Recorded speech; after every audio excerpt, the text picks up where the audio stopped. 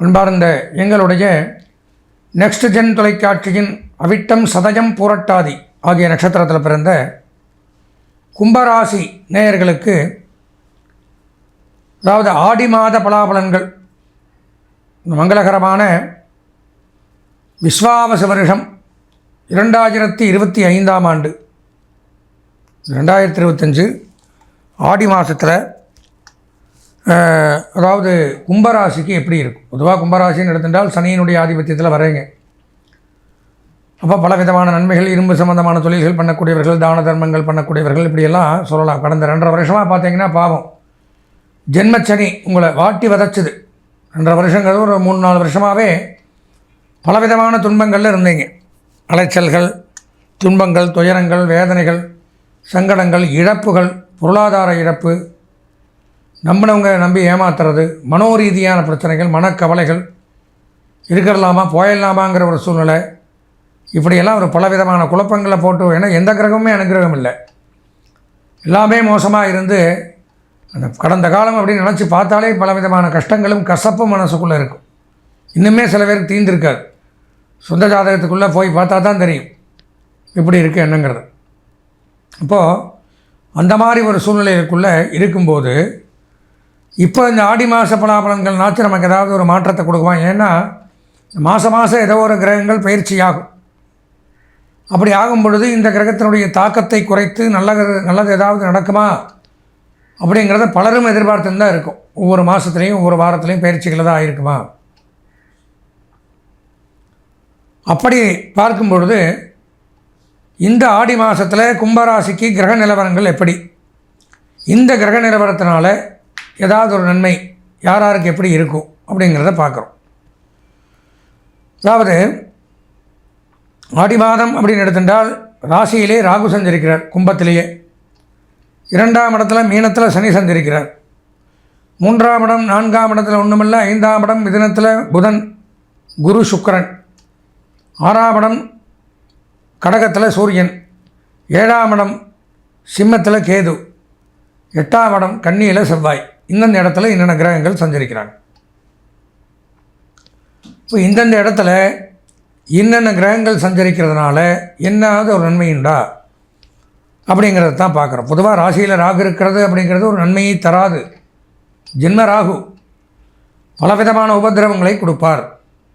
இரத்த விரயம், அறுவை சிகிச்சை, நரம்பு கோளாறுகள், கண் பார்வை பிரச்சனைகள், மூளை மற்றும் நரம்பு தொல்லைகள், வயிறு, பெண்களாக இருந்தால் மென்சஸ் கர்ப்பப்பை கட்டிகள், இந்த மாதிரி தொல்லைகள், சில பேர் தைராய்டு, அந்த மாதிரி ப்ராப்ளங்கள், இந்த மாதிரிலாம் வரக்கூடிய வாய்ப்புகளை கொடுக்கும். ஜாக்கிரதையாக இருக்கணும். அதே மாதிரியே தேவையில்லாத கெட்ட நண்பர்கள் புதுதாக உருவாவாங்க, நம்பி போகக்கூடாது.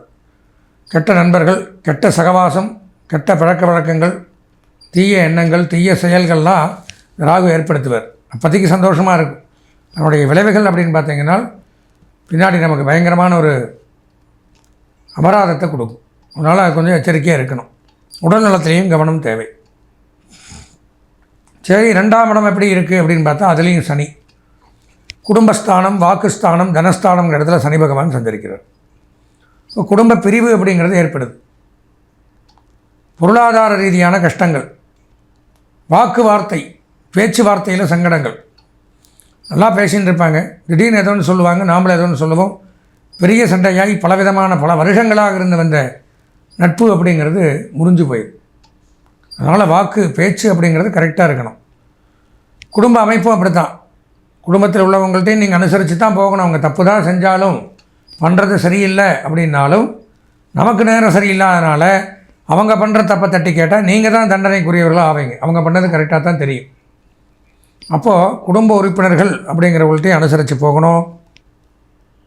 பேச்சுவார்த்தையிலையும் கவனம் தேவை.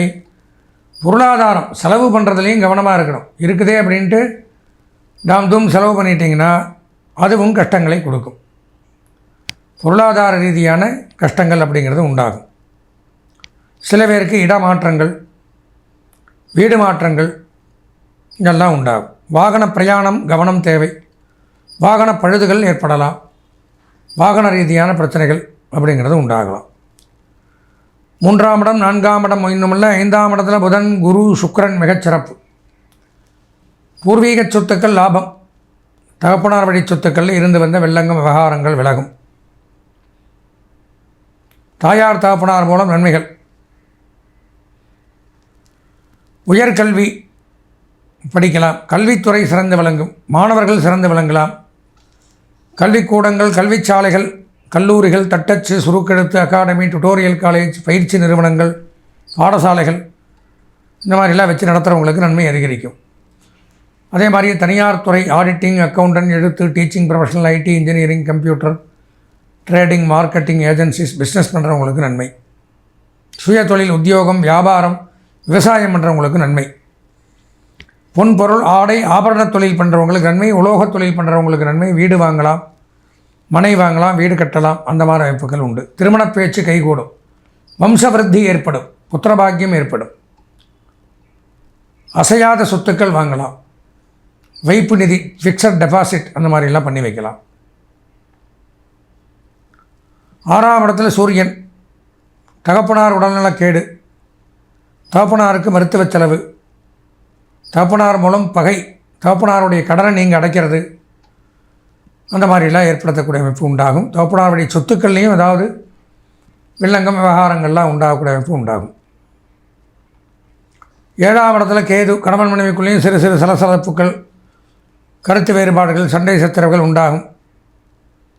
திருமணமாகாமல் இருந்தால், காதல் அந்த மாதிரிலாம் இருந்தால் ஏதாவது பிரிவுகள், முன்கோபங்கள், பிரேக்கப் அந்த மாதிரிலாம் வரும். திருமணம் ஆகியிருந்தால் சின்ன சின்ன சண்டை சச்சரவுகள் உண்டாகும். 8ஆம் இடத்துல செவ்வாய். விவசாயிகளுக்கு பெரும் செல்வம். பூமி, மனை, வீடு, விவசாய நிலங்கள் லாபம்.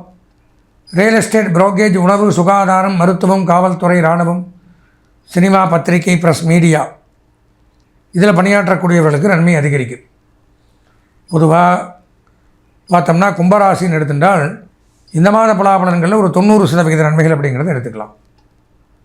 கல்வி பயிலக்கூடிய மாணவர்களுக்கு 95% நன்மைகள். கலைத்துறை, அரசியல்வாதிகள், பெண்களுக்கு 90% நன்மைகள். சுய தொழில், உத்தியோகம், வியாபாரம், விவசாயம் செய்பவர்களுக்கும் 90% நன்மைகள் ஏற்படும். இந்த மாதம் முக்கியமான பணிகளை தவிர்க்க வேண்டிய சந்திராஷ்டம தினம் அப்படின்னு பார்த்தீங்கன்னா, ஆடி மாதம் 12ஆம் நாள் திங்கட்கிழமை இரவு 2:30 மணி முதல் ஆடி மாதம் 15ஆம் நாள் வியாழக்கிழமை பகல் 1:05 வரை சந்திருக்கிறது. இந்த நேரத்தில் முக்கியமான பணிகளை தவிர்த்து இறை வழிபாடு மேற்கொள்வது அவசியம். இந்த மாதம் அதிர்ஷ்டமான வண்ணம் சிவப்பு. அனுகூலமான திசை வடமேற்கு. அதிர்ஷ்டமான எண் 7. வணங்க வேண்டிய தெய்வம் துர்காதேவி. துர்க்கை அம்மனை வழிபட்டு இந்த மாதத்தை இனிமையான மாதமாக மாற்றிக்கொள்ள ஆசீர்வதித்து விடைபெறுகிறேன். நன்றி, வணக்கம். வேயுறு தோழிபங்கன் விடமுண்ட கண்டன் மிகரல்ல வேணை தடவி மாசரு திங்கள் கங்கை முடிமேல் அணிந்து என் உளமே புகுந்த அதனால் ஞாயிறு திங்கள் செவ்வாய் புதன் வியாழன் வெள்ளி சனி பாம்பிரண்டும் உடனே ஆசரு நல்ல நல்ல அவை நல்ல நல்ல அடியார் அவருக்கு மிகவே ஆதித்யாயச்ச சோமாய மங்களாய புதாயச்ச குரு சுக்ர சனிபியஸ்ட ராகவே கேதவே நமஹா.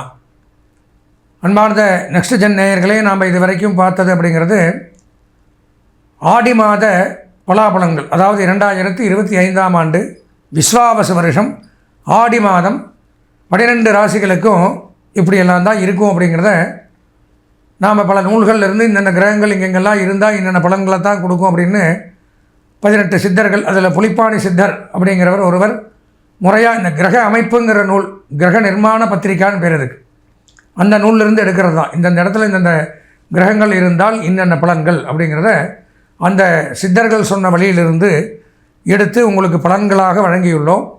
அதையும் நீங்கள் பார்த்துருப்பீங்க. அது போக அவரவர்கள் சொந்த ஜாதகமும் ஒரு முறை பார்க்க வேண்டும். ஏன்னா இது பொதுவான பலன்களோடு முடிஞ்சிருது. இந்த பயிற்சிகள் இங்கே இருந்தால் இந்த பலன்கள், சொந்த ஜாதகத்தில் 12 கட்டத்தில் என்னென்ன கிரகம் எங்கே இருக்குன்னு யாருக்கும் தெரியாது. அதில் எங்கே இருக்கோ அதுதான் நம்ம தலைவிதி, நமக்கு என்ன உண்டோ அது செய்யும். பொதுவான பலன்கள்ங்கிறது காம்பவுண்டு மாதிரி, சொந்த ஜாதகங்கிறது தான் வீடு மாதிரி, ஓன் ஹவுஸ். இப்போ அதில் ஏதாவது குற்றம், குறைகள், தோஷங்கள் அப்படின்னு ஒன்று இருந்தாலே, ஒரு ஜாதகத்தில் ஒரு தோஷம் அப்படின்னு இருந்தாலே எல்லா கிரகமும் படுத்துடும், எதுவும் வேலை செய்யாது.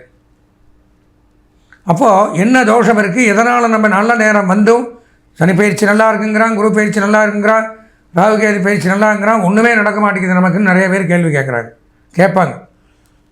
உனக்கு நல்லா இருக்கா, உன் ஜாதகம் நல்லா இருக்கா, அப்படிங்கிறத பார்க்கணும். அதில் ஏதாவது சின்ன ஓட்டை இருந்ததுனால் இதெல்லாம் நல்லா இருந்தாலும் நமக்கு எந்த ஒரு நல்ல காரியமும் நடக்காது. அதனால் நம்ம சொந்த ஜாதகத்தை ஒரு முறை வாழ்க்கையில் பார்க்கணும்.